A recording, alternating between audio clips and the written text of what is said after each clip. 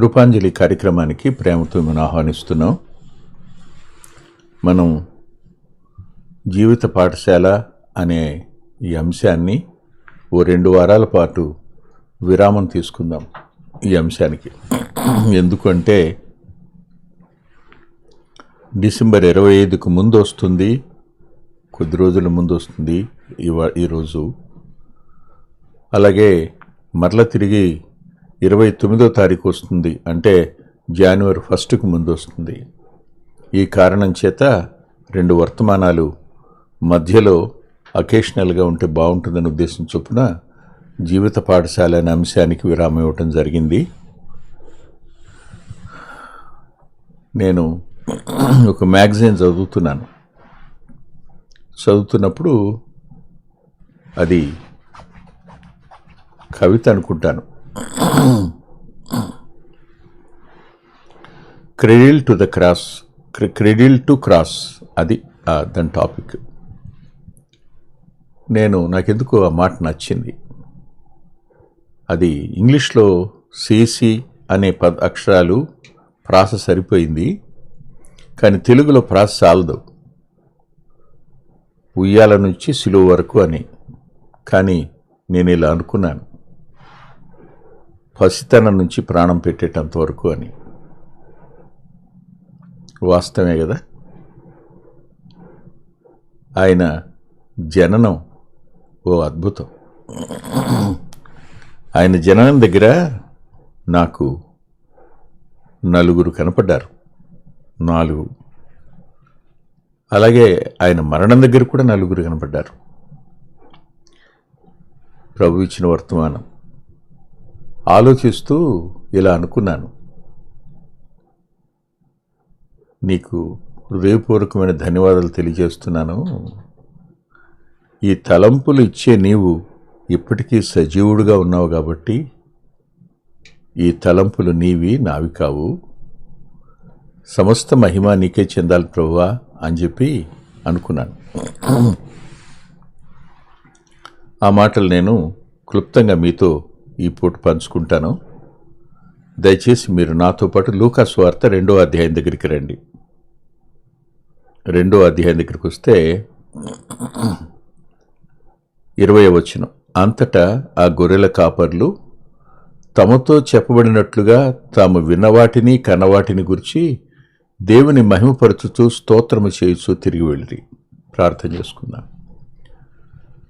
పరిశుద్ధుడైన మా గొప్ప తండ్రి, ప్రేమ కలిగిన మా దేవా, మరోసారి మీ ప్రియకుమారుడు మా రక్షకుడు అయిన యేసుక్రీస్తు ప్రభు వారి పరిశుద్ధ నామంలో దయగలిగిన మీ పాదాల సమీపానికి రావడానికి మీరు మాకు అనుగ్రహించిన సమయం కొరకే కృతజ్ఞత చెల్లిస్తున్నాం. ఇంత త్వరగా సంవత్సరం గడిచిపోయింది. నీకోసం మేమేమీ చేయలేకపోయినామనే బాధ మాత్రం మిగిలిపోయింది. ఆయుష్ ఇచ్చారు, ఆరోగ్యం ఇచ్చారు, పోషించారు, సంరక్షించారు. దీనంతటికీ మేము మీకు రుణస్థులం. మా ప్రియ కుటుంబాలన్నిటి కొరకు ప్రార్థన చేస్తున్నాను.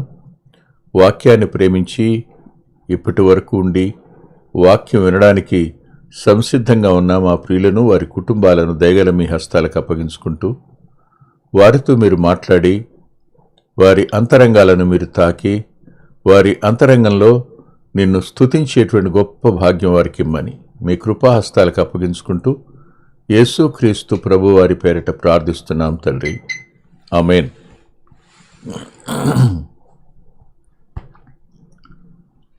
నాకు ఈ గొర్రెల కాపర్ల సంగతి ఆలోచించినప్పుడు ఇలా అనిపించింది, ప్రభువే వారి దగ్గరకు ఆ వర్తమానాన్ని పంపాడు. కారణం, వారు ఆ స్థలాన్ని వీడి ఊళ్ళోకి రాలేరు. ఊరిలో సమాచారం వారికి అందదు. వారు ఊరికి వెలుపల పొలాల్లో రాత్రిపూట గొర్రెల మందను కాస్తున్నవారు అనంటే, ఏదైనా గొర్రెల దొడ్డి ఉంటే వారు ఒకరుంటారు ఆ గుమ్మం దగ్గర, మిగతా వాళ్ళందరూ విశ్రాంతి తీసుకుంటారు, వారి కుటుంబాలు కూడా. కానీ వెలుపల పొలాల్లో అన్నప్పుడు అక్కడ ఏ దొడ్డి లేదనమాట. లేని కారణం చేత తెల్లవార్లు వాటి చుట్టూ ఉండాలి వారు, ఏ క్రూర మృగాల బారిన గొర్రెలు పడకుండా ఉండడం కోసం. కాబట్టి వారి దగ్గరికి వెళ్ళి ఎవరు చెప్తారు? పరలోకం వీరిని పట్టించుకున్న తీరు ఆశ్చర్యం. వీరికి వర్తమానం చెప్పబడింది. లోకమంతటికీ కలగబో సంతోషకరమైన సువర్తమానం అనే పదం. లోకమంతటికీ కలుగబోయే సువర్తమానం మొట్టమొదటిగా ఎవరికి చెప్పబడింది అంటే, మీరు మరికి చెప్పబడింది, యోసేపు చెప్పబడింది, అది రైటే. కానీ లోకంలో ఉన్న వారికి చెప్పబడింది ఎవరికి అంటే వీరికి. వీరు దాన్ని విన్నారు. విన్నవారు ఆ దేవదూతల్ని చూశారు, తనతో మాట్లాడిన దేవదూతను చూశారు. వారు వెళ్ళిపోయాక వారు తమలో తాము సంభాషించుకుని వెళ్ళాలని తీర్మానం చేసుకుని వెళ్ళారు. అవును, వారు అన్వేషించుండరా? వర్తమానం వినపడింది, వినపడిన చొప్పున అది కనిపించాలి కదా, ఆనవాలు ఇచ్చాడు కదా. ఓ శిశువు పొత్తిగుడ్డలతో చుట్టబడి ఉండడం, ఈ ఆనవాలను బట్టి ప్రభు అయిన క్రీస్తు శిశువు అయ్యాడని, ఆయన పొత్తిగుడ్డల చేతి చుట్టబడిన వాడిగా ఉన్నాడు అనే సత్యం రాస్తాడు యోబు గ్రంథం 38వ అధ్యాయంలో. భూమికి గాఢాంధకారమును పొత్తిగుడ్డలుగా చేసినప్పుడు నువ్వు ఉన్నావా అంటాడు. అలాంటి వాడు పొత్తిగుడ్డలతో చుట్టబడినవాడుగా ఉన్నాడు. అదే మీ ఆనవాలు, ఆయనే ప్రభు అయిన క్రీస్తు అని. వీరు యూదులే, కానీ జీవనాధారం కోసం గొర్రెల్ని కాస్తూ ఊరు వెలుపల ఉన్నవారు వీరు. వీరి వద్దకు వర్తమానం వస్తే వీళ్ళు బయలుదేరి వెళ్ళారు. వెళ్ళిన వారు చూశారు, చూసిన వారు తాము చూసిన సంగతులు మరియకు యోసేపుకు చెప్పారు. చెప్పిన తరువాత అంతటా తాగిపోలా తిరిగి వారు వస్తూ ఊరంతటికి ప్రకటించుకుంటూ వచ్చారు. వారి దారంతా ప్రకటన ఏమిటో తెలుసా? ప్రభు అయిన క్రీస్తు జన్మించాడు, ఆయన పశువుల తొట్టిలో ఉండడం మేము చూశాం, ఆయనకు వస్త్రం కప్పబడ్డం మేము చూశాం. అంతేకాదు సుమా, ఈ వర్తమానం మాకు పరలోకం నుంచి దేవదూత ఒకరు వచ్చి చెప్పడం, ఒక వ్యక్తి దేవదూత వచ్చాడు మా దగ్గరికి, ఆయన చెప్పాడు. ఆ తర్వాత పరలోక సైన్యాన్ని మేము చూశాం, వారందరూ గాన ప్రతిగానాలు చేశారు అంటూ చెప్పడం ప్రారంభించారు. ఈ మాటలు మరియ హృదయంలో దాచుకుంది అని ఉంది కదూ. అంటే మొట్టమొదట ప్రభువుని నమ్మింది ఎవరు? వీళ్ళే. దేవుడు పంపిన వర్తమానాన్ని వినడం వేరు, వెళ్ళడం వేరు, గ్రహించటం వేరు, స్తుతించడం, ఇవన్నీ వీరి జీవితాల్లో మనం చూశాం. ఇది మనం మర్చిపోలేని మొదటి సంఘటన. ఇక రెండో సంఘటన దగ్గరికి వద్దాం. ఇది మనకు మత్తయి సువార్తలో కనపడుతుంది. మత్తయి సువార్త అది కూడా 2వ అధ్యాయమే. 2వ అధ్యాయంలో 10వ వచనం, వారు ఆ నక్షత్రమును చూచి ఆనందభరితులై ఇంట్లోనికి వచ్చి అని ఉంటే బాగుండేది. సాగిలపడి, ఆ శిశువును చూచి సాగిలపడి ఆయనను పూజించడం రాస్తుంది. వారేమో స్తుతించారు, వీరేమో పూజించారు. వీళ్ళకి ఎవరు చెప్పారు?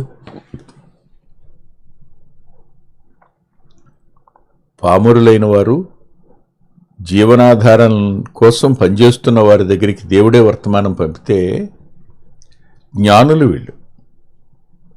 వీళ్లకు కనపడిన వెలుగు ఆ నక్షత్రం. దాని గురించి వాళ్ళు పరిశోధిస్తున్నారేమో. వారి పరిశోధన ప్రకారం బయలుదేరొచ్చారు. వచ్చిన వారు అది మధ్యలో కనిపించకపోవడం వల్ల హేరోదు దగ్గరికి వెళ్ళారు. అది వేరే సంగతి. ఆ మీదట మళ్ళా నక్షత్రం కనపడగానే బయలుదేరి వచ్చారు. వచ్చి ఎక్కడ నక్షత్రం వెలుగు ఆగిందో అక్కడ ఆగారు. ఆగిన వారు ఆ నక్షత్రాన్ని చూచి అత్యానందభరితులైపోయారు. కారణం, మేము ఆయన కలుసుకోలేమేమో, ఇంత దూరం ప్రయాణం చేసి వచ్చాము, ఆయన చూసే అవకాశం మాకు దొరకదా అని ఈ నక్షత్రం కనిపించకపోవడం వల్ల వారు తీవ్రమైన నిరాశలోనికి, దుఃఖంలోనికి వెళ్ళి వారు కనుక్కున్నారు. కానీ సమాచారం అందల. లేఖనాలు సాక్ష్యం చెప్పాయి. కానీ ఇప్పుడు వాళ్ళు వెళ్ళడానికి, బెత్లెహేముకు వెళ్ళడానికి ప్రయత్నం చేస్తారు. ఆ ప్రయాణంలోనే మళ్ళా నక్షత్రం కనపడ్డం. వచ్చి నిలబడగానే వారు అత్యానందభరితులై అనే పదం అంటే ప్రభువుని కనుక్కున్న వారు స్తుతించేవారుగా ఉంటారు. ప్రభువుని ఎరిగిన వారు సాగిలపడి ఆరాధించేవారుగా ఉంటారు. ఆశ్చర్యం కాదు? ఓ చిన్న శిశువు ముందు, లేదా చిన్న పిల్లాడి ముందు, వాళ్ళ శిశువు ఇప్పుడు కొంచెం కొన్ని నెలల వాడై ఉంటాడు. అయినా అక్కడ వారు సాగిలపడ్డారు. సాగిలపడి రాస్తాడు లేఖనంలో, ఆయన్ని పూజించిరి అని ఉంది. అంటే బాల్యంలోనే ఆయన జ్ఞానుల ఆరాధనను స్వీకరించినవాడు. ఒక ఆయన ఇలా అన్నాడు, మర్చిపోలేను, జ్ఞానులు కాబట్టి ఆరాధించారని. క్షమించండి, దానికి వ్యతిరేక పదం నేను చెప్పలేను. దైవికమైన జ్ఞానం ఆరాధనకు ఆధారం అవుతుంది. దైవికమైన ప్రత్యక్షతే ఆరాధనకు పురికొల్పుతుంది. వాళ్ళు వెళ్ళి చూసి స్తుతించి ప్రకటించారు. వీరు వెళ్ళి చూచి సాగిలపడ్డారు.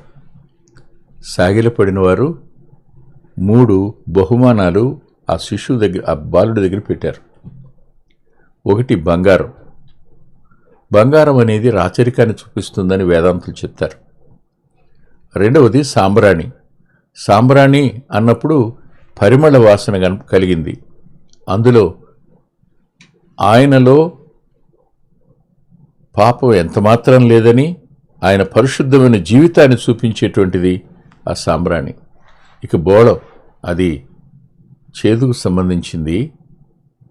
ఆయన జీవితకాలంలో పడే శ్రమ, ఆయన మరణాన్ని కూడా చూపించేది బోళం. వాళ్ళు ఆరాధించారు. ఏమని ఆరాధించారు? నువ్వు రాజు అయ్యా, నువ్వు పరిశుద్ధుడు అయ్యా, నువ్వు శ్రమ పొంది మా కోసం చనిపోయేవాడు అని ఆరాధించినట్టు అనిపించింది. ఇది రెండవది. అంటే పామరులు, జ్ఞానులు ఇద్దరు ప్రభువుని కలుసుకోవడానికి వచ్చారు, కలుసుకున్నారు. పిలుపులు వేరు. అందరూ ఒకే రకంగా ప్రభువుని నమ్ముకోవాలని ఒక గీత గీసి ఆ గీతలో పెట్టడం తప్పు. ఒక్కొక్కరిని ఒక్కో విధంగా రక్షించుకుంటారు ఆయన. ఒక్కొక్కరికి ఒక్కో విధంగా తన సువార్తను అందజేస్తారు ఆయన. సువార్తను స్వీకరించి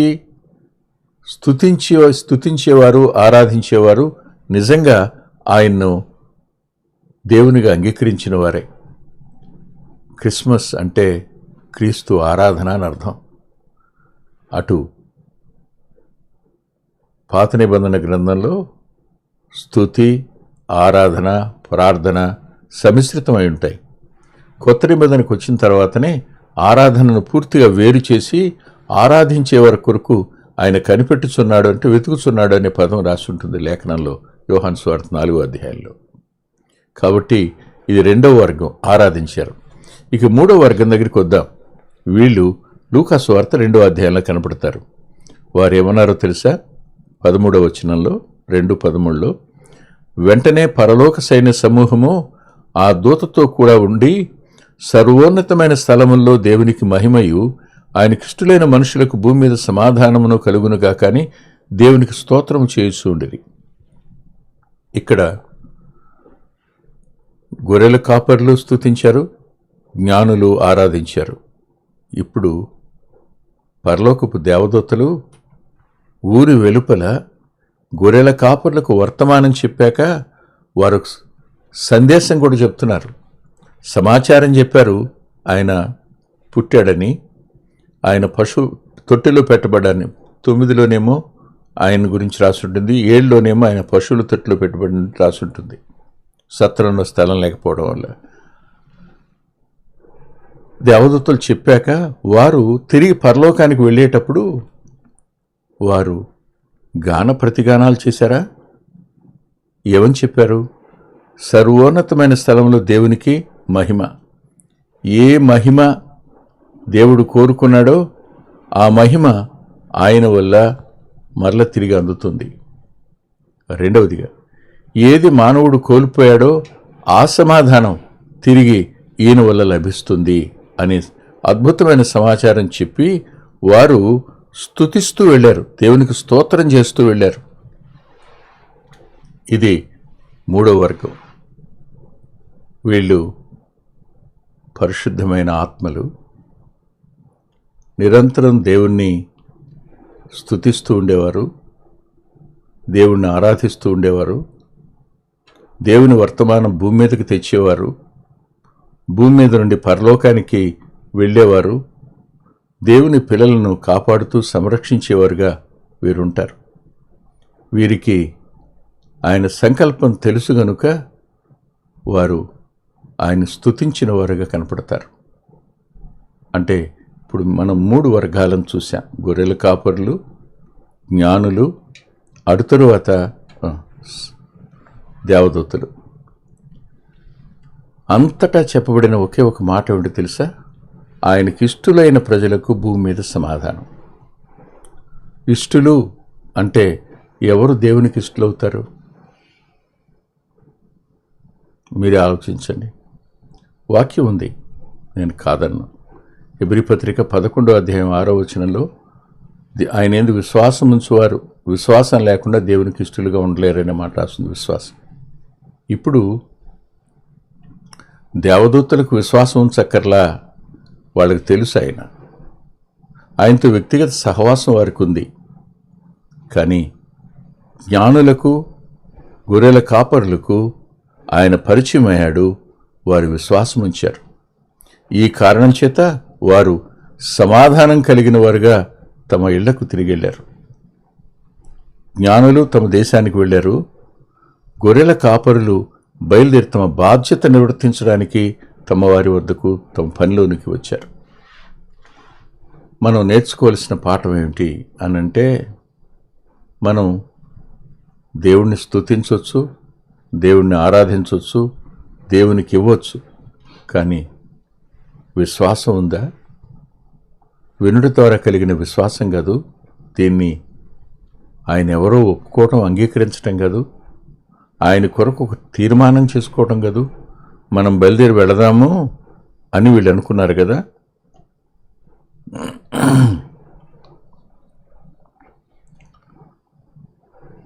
ఆ గొర్రెల కాపర్లు ఈ కార్యం ప్రభు మనకు తెలియజేస్తున్నాడు, మనం బెత్లెహేమునికి వెళ్ళి చూతము రండి ఒకరితో ఒకరు చెప్పుకున్నారు. చూశారు. వారు చూసినవి విన్నవి చెప్పకుండా ఉండలేకపోయినారు కదా. ఆలోచించారు. ఇప్పుడు ఒక విషయాన్ని గ్రహిస్తే, ఒక విషయం అర్థం చేసుకుంటే ఎవరికి చెప్పాలో గొర్రెల కాపుల ద్వారా మనకు అర్థమైంది, ఎవరికి చెప్పకూడదో జ్ఞానుల ద్వారా అర్థమైంది. వారు మీరు హేరోదు వద్దకు వెళ్ళొద్దు అని చెప్పారు. పరలోకం చెప్పింది వాళ్ళతో కూడా. అప్పటి వరకు నక్షత్రం ద్వారా నడిచిన వారు ఇక మీదట పరలోకం యొక్క నడిపింపులో వారు తిరిగి వెళ్ళారు. ఆలోచించారా మీరు? అంటే ప్రభువుని నమ్ముకున్న తరువాత we're going to see the guidance of heaven. పరలోకం యొక్క నడిపింపును, మార్గదర్శకత్వాన్ని మనం చూడగలుగుతాం. ఇది ఆశ్చర్యం. ఇక 4వ మాట కూడా చెప్పి ముగిస్తాను. 4వ మాట ఏమిటంటే, మత్తయి సువార్త 2వ అధ్యాయం. 2వ అధ్యాయంలో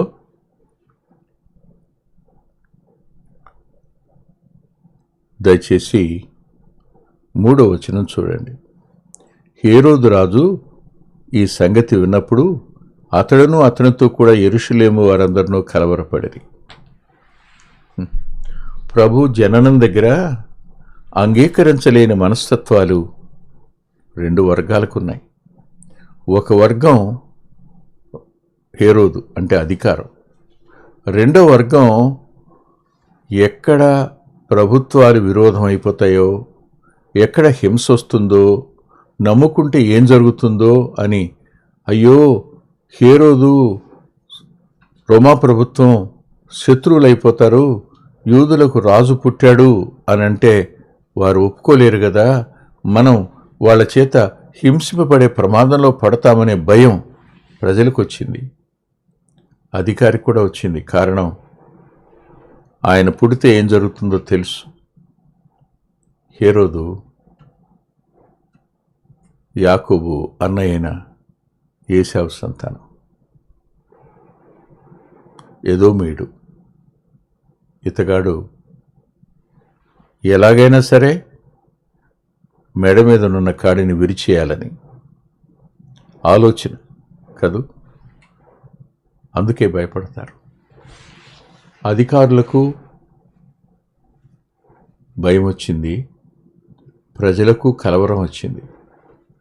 ఆలోచించినప్పుడు ఈ కలవరాల మధ్య వారు లేఖనం యొక్క సత్యం వారికి వినపడింది. హేరోదే అడిగాడు శాస్త్రుని విడిచి ఎక్కడా అని. ఆయన బెత్లెహేములో పుడతాడని మీకా గ్రంథంలో నుంచి చూపించారు. కానీ హేరోదు వెళ్ళలేదు, ప్రజలు వెళ్ళలేదు, శాస్త్రులు వెళ్ళలేదు. ఆలోచించండి.